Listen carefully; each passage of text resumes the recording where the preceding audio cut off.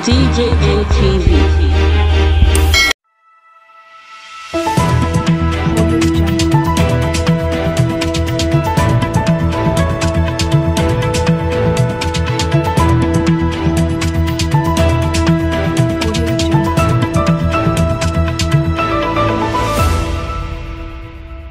He don't say it, so not be everybody that they use do yeye. Peter Obi don't sue people's gazette for releasing fake audio conversation. My people, we greet una, we welcome una to this our channel. He don't say it, not be smart thing. Peter Obi don't sue people's gazette unto the audio when they release between he and Bishop Oyedipo.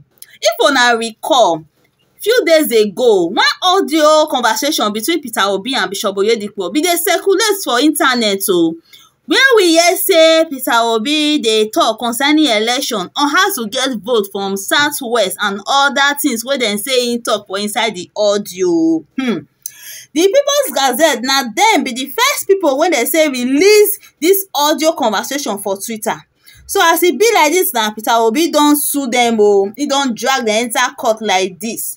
Make dem come prove am make dem come prove the authenticity. Oyibo hard make dem come prove the authentic nature of that audio. Na wow, English hard. Wahala dem say e no dey finish. Peter Obi really mean business, no be small. He even go his Twitter handle when he tweet some things concerning this matter. Make I read some of them for una. He talk say, I continue to thank all Nigerians, especially the youth and the obedient, that as they have remained focused on the core mission of a new Nigeria that is possible even after the February 25th, 2023 presidential election. The next one, he continue talk say, these have come to continue to manifest in different ways, such as the malicious accusation of the Minister of Information, Mr. Lai Mohammed, the circulation of a fake dotted audio call, and a pressure on me to leave the country. Yeah, they say make you go now, Baba.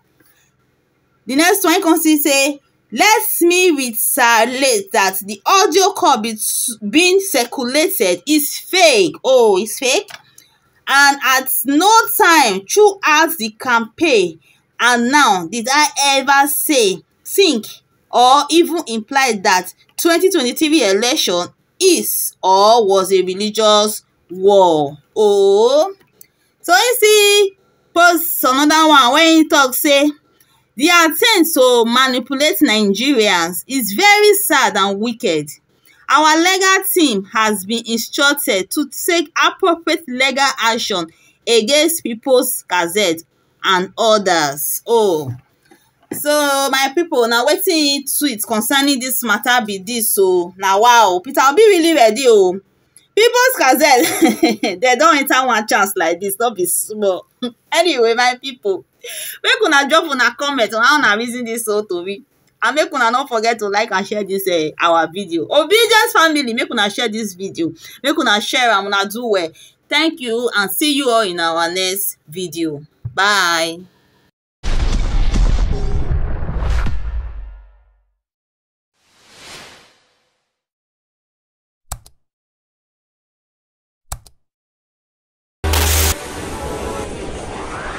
DJ TV.